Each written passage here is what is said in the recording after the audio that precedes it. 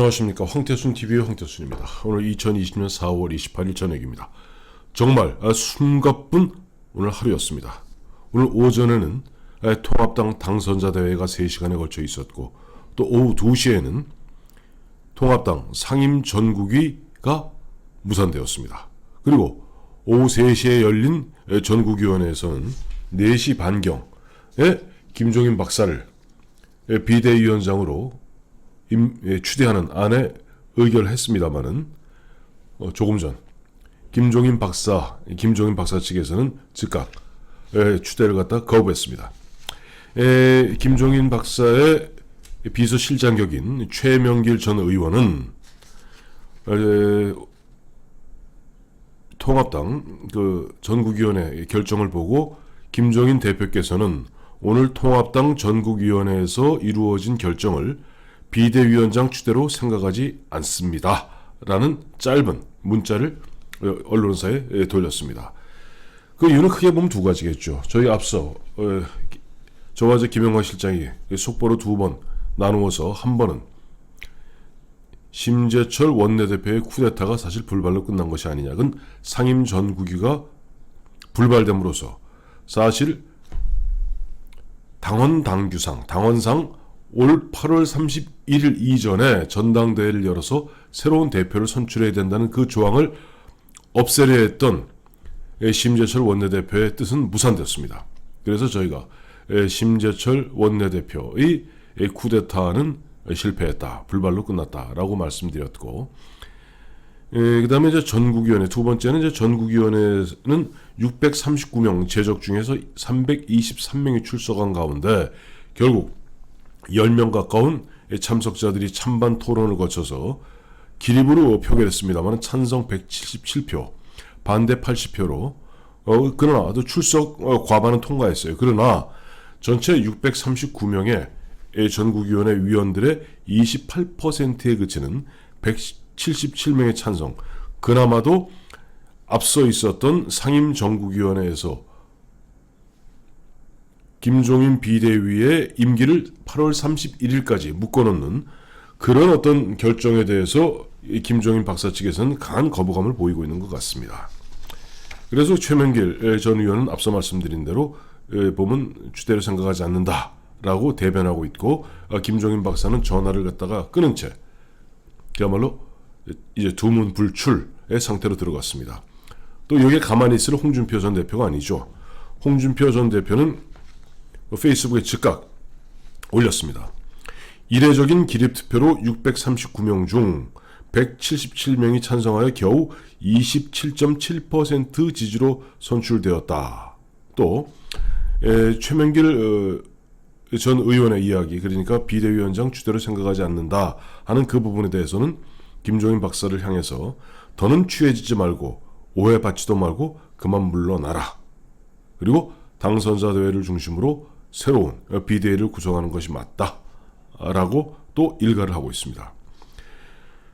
저는 이 김종인 박사 입장에서는 시한부 4개월짜리 시한부 이 비대위원장은 안 한다 라고 이제 강한 거부감을 보였는데, 저는 이것이 이런 생각이 들어요. 과연 김종인 박사의 짜르다운 카리스마인가, 카리스마적 짜르의 일갈인가, 아니면은 어떻게 보면 좀 몽리부리기인가, 이 두 가지 중에 어떤 성격의 것인가 하는 생각을 하게 됩니다.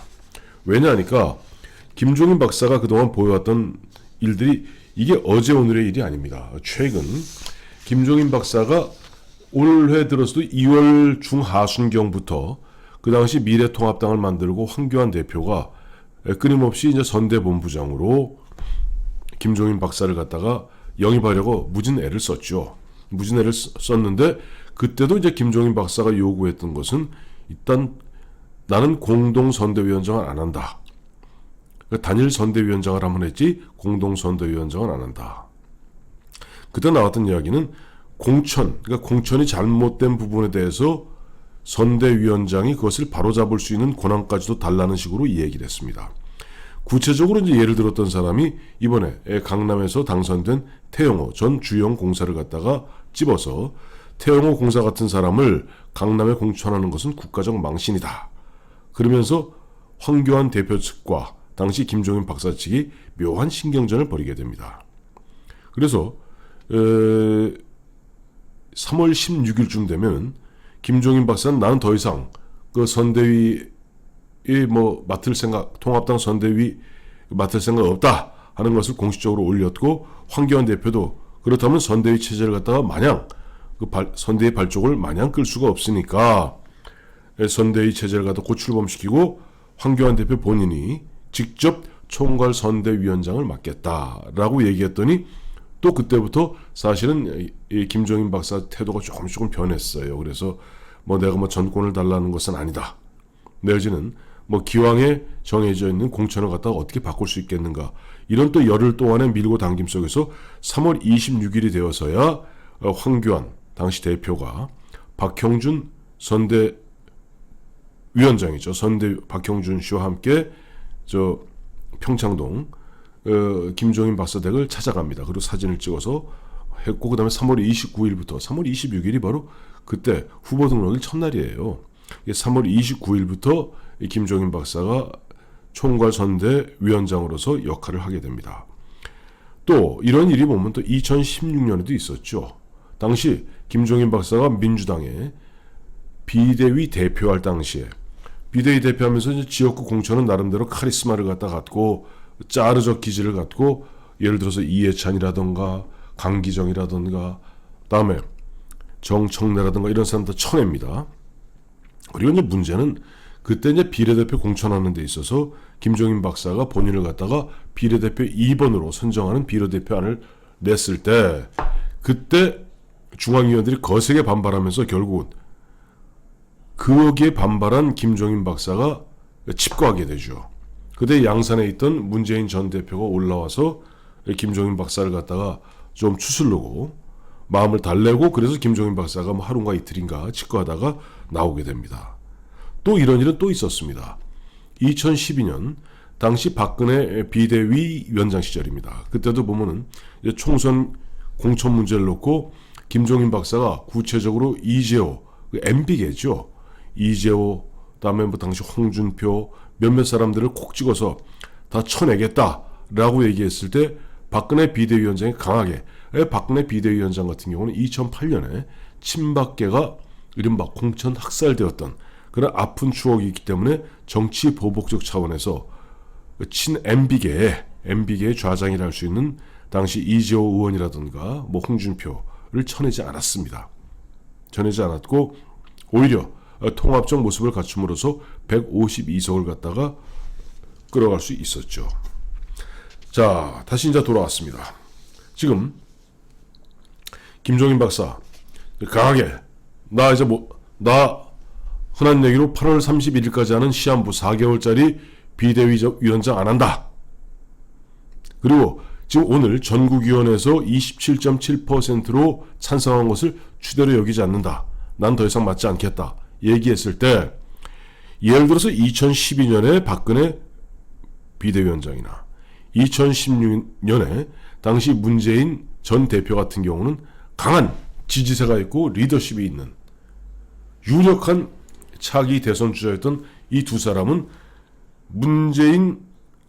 김종인 당시 김종인 박사의 그와 같은 거센 반발, 목리 이런 것들을 갖다가 제압할 수 있었습니다.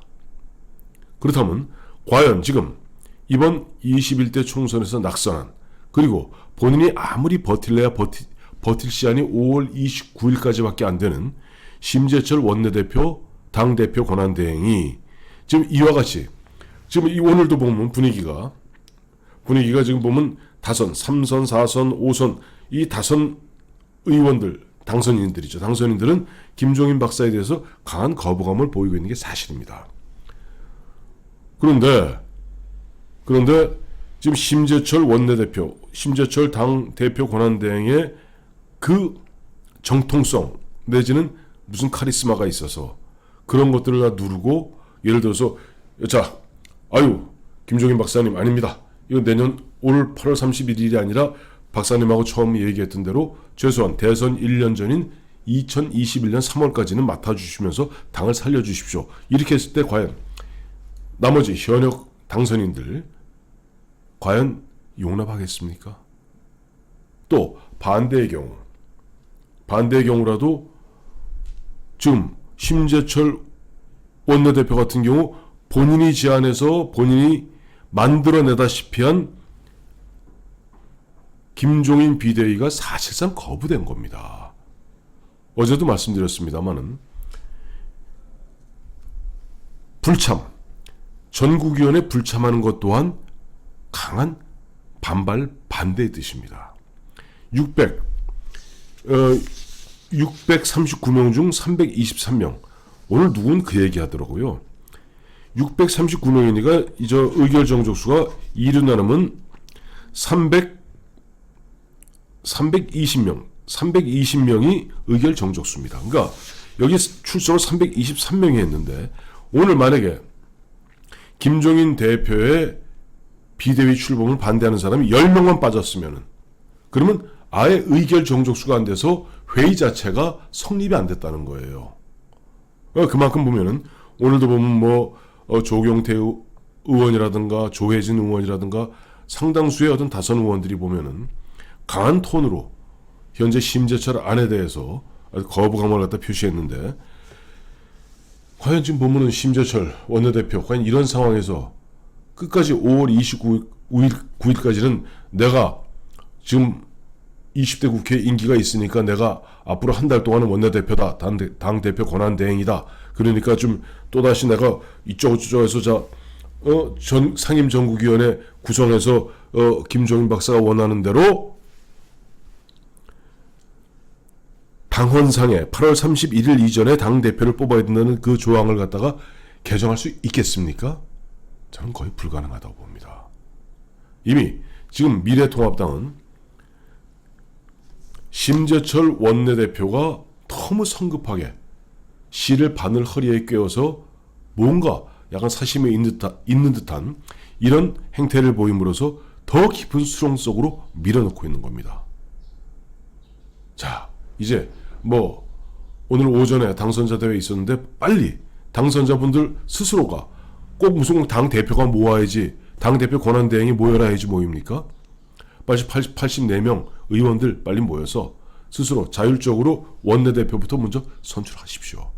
그리고 그런 모습을 보였을 때 심재철 현 원내대표도 흔쾌히 과거 원유철 원내대표가 새로 뽑힌 정진석 원외 원내대표에게 원내대표를 자리를 물려주었듯이 물려줄 겁니다. 그런 상태에서 새로운 신임 원내대표가 진짜 굳이 꼭 김종인 비대위 체제가 필요하다면은 그때 당선자들 중심으로 한번 모아보십시오. 만약 그게 아니라면은 현재 당원 당규상 8월 31일 이전에 당대표를 뽑으십시오. 만약에 어루만 당대표가 뽑혀서 이 당이 더 어려워지면 어떡하냐고요? 아니 지금보다 얼마나 더 망가지겠습니까? 이미 통합당은 오늘 아침에 당선자 대회, 다음에 상임전국위원회 무산, 그 다음에 전국위원회에서 티격태격, 그 다음에 이례적인 기립표결, 거기에 김종인 박사의 수락 거부, 보일 거 흔한 막장 드라마 보일 거 다 보였습니다. 더 이상 망가질 것도 없습니다. 오히려 보면은 새로 84명들 하나 마음 돼갖고 빨리 저 미래한국당 19사람 지금 보면 이 사람들은 무엇을 어떻게 해야 될지 모르고 오도록들 떨고 있지 않습니까? 합쳐서 103석 당 만들고 그 다음에 당원 당규상 이번에 당 대표로 뽑힌 사람은 대권 나갈 수 없습니다. 아시지 않습니까? 당원 당규상 1년 6개월 그러니까 2022년 3월이 대선이니까 올해군요. 올해 9월 이후에 선출직 당직을 맡는 사람은 대선 후보에 못 나갑니다. 그러니까 또 일부 사람들이 보면 홍아무개가 좀 두렵다. 누가 두렵다. 이런 걱정하지 마십시오. 그리고 이럴 때일수록 항상 초심으로 들어가고 본심으로 들어가고 정도로 돌아가서 당원 당규에 정해진 대로 하면은 이보다 얼마큼 더 망가지겠습니까? 망가질 거 별로 없습니다. 오늘 4월 28일 그야말로 국민들 눈에는 볼 꼴 못 볼 꼴 다 보여준 통합당이었습니다. 또 보면 여전히 김종인 박사 외에는 다른 대안이 없다고 생각하신다면 그렇게 하십시오. 저는 김종인 박사가 없어서 미래통합당이 이렇게 우왕좌왕하고 난파된다면 그건 그 또한 당할 수밖에 없는 겁니다.